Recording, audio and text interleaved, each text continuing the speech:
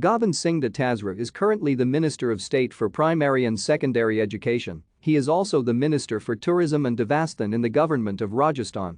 He is member of 15th Rajasthan Legislative Assembly and ex-Deputy Whip of Congress in Rajasthan Legislative Assembly. He represents the Laxmangarh constituency of Sikar district of Rajasthan since 2008.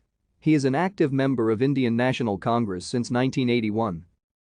Congress party leadership decided to give a larger responsibility to Dotasra ahead of 2018 Rajasthan polls by appointing him as chairman of Media and Communication Committee on 5 October 2018.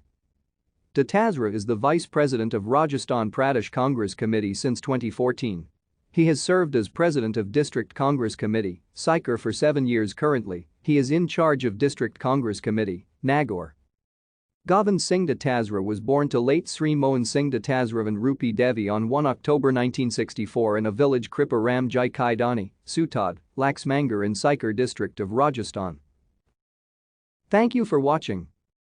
Like and subscribe if you would like to view more of our videos. Have a nice day.